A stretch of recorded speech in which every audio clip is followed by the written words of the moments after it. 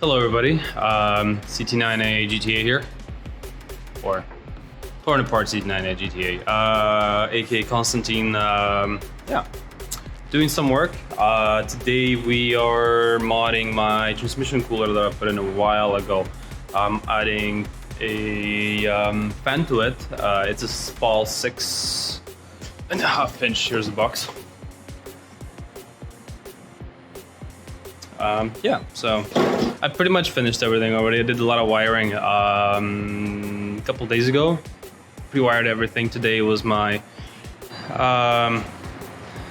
part day. So yeah, there she is, all torn apart. And this is where I'm gonna pause this.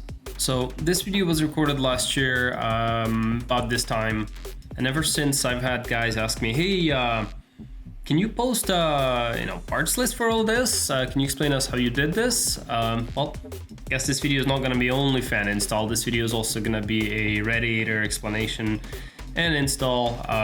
Yeah, so hold on tight. Next will be the parts list.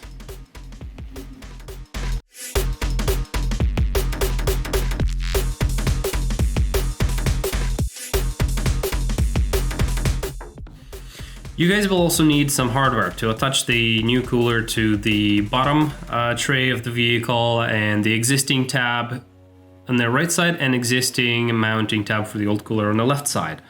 And with that hardware, you'll also need the same size drill bit as well. This cooler is oversized. It is basically double size of the original 6-inch cooler. So standing it up does not quite fit. You have to angle it a little bit and bend outwards the mounting tabs in the bottom. I ended up spraying mine because the powder coating flaked off a little bit. You guys will need to drill 6 holes, 2 in the bottom, 2 on the right bracket and 2 in the left bracket. And then use your 3/8 hardware to bolt it up. Don't forget your lock washers and flat washers, just so things don't get loose under vibration. As you can see, I already have my fan mounted in this photo. There's a bracket on the left and there's 2 screws. One you can see, the other one's behind a thermo switch. Which is already added in line on the hot side. This thermo switch turns on automatically at 80 degrees Celsius, which is 180, 190 Fahrenheit, I can't remember. You can buy this adapter and a thermo switch for about $36-40 ish. This configuration here is also connected via a bypass switch, so I can turn it on whenever I wanted to. Yeah, it's great for track use. I have had already 1 track day on this configuration and multiple days of spirited driving in the mountains at different elevations. So far it has kicked on by itself only twice that I've noticed, and that's usually during the hot days in the summer. And it's been so far pretty reliable. The fan does move a lot of air, and it's a little noisy, but it's not bad. You can't notice it inside of a vehicle, so that's okay. Speaking of fan wiring, I have used a tutorial and a electrical diagram from a YouTube channel called Wiring Rescue. The explanation there is very simple and very professional, so I'll link you guys his video in the description or on one of the sides of the screen.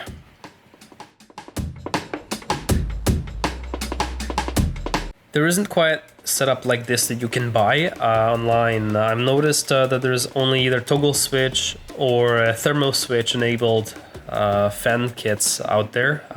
So I will give you guys a link for one of those, and then I'll also separately give you a link for a 6AN adapter with the thermo switch, so you can just wire it in easily.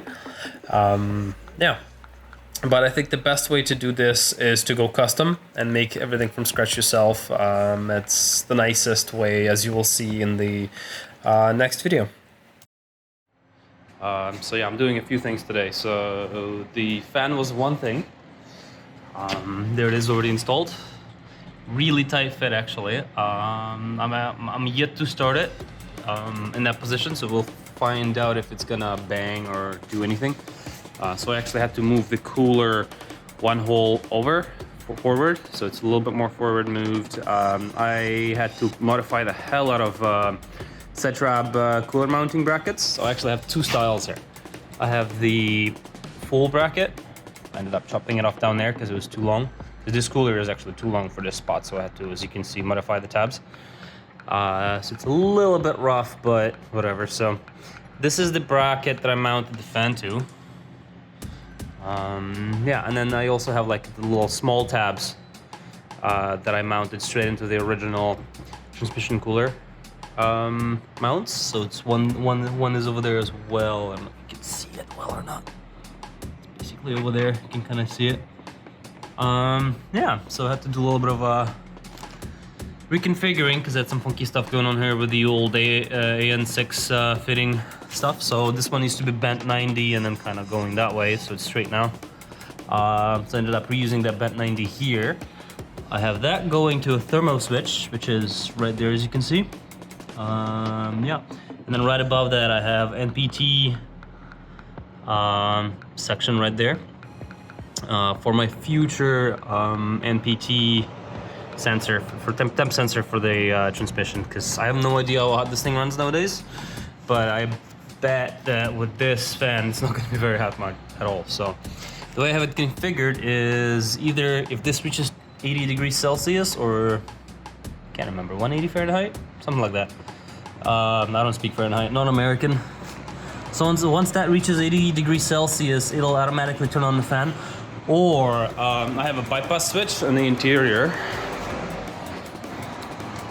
Let me show you that.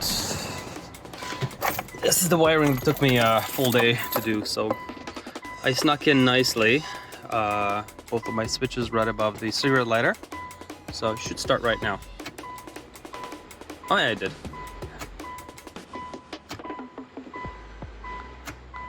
So my ignition's on. So let's turn it on, go have a look. Oh no! Rip that out.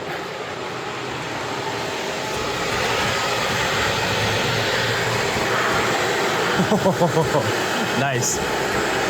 This is like 300 something CFM fan. It's a 6.5 inch. Wow.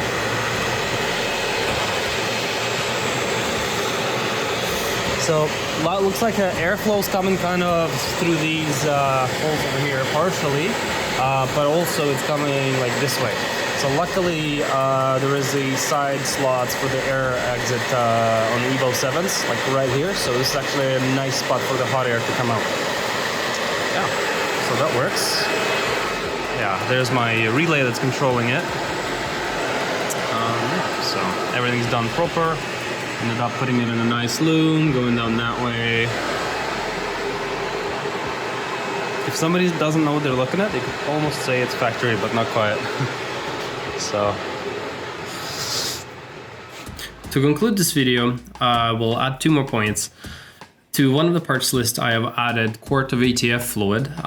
You guys can use SP3 Mitsubishi fluid or AmSoil or whatever you want.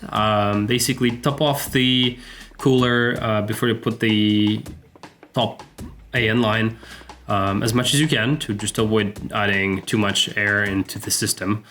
And then basically warm up the transmission in neutral for a good 5 to 10 minutes, and then check your fluid level, make sure it's to the upper limit where it's supposed to be, and then if flow, add more. If not, then you're good. Second of all, I was supposed to do initially a brand new AN lines all the way to the banjo bolt on top of the transmission. There's actually 2 lines going in there, 2 banjo bolts, but I didn't get to that just because, you know, economy isn't doing the best. Second of all, I haven't had to take Evo apart for anything like that, that deep, to be able to build new lines and put them in there and everything like that. So that'll be my next future project. Add the AN lines all the way to the transmission, just because I don't quite trust the hose clamps on the original hardlines, because the original hardlines are slightly smaller size than 3/8, so you have to really tighten it very, very, very well. But otherwise, the setup has been reliable for an entire year, and yeah, it's been giving me 0 issues.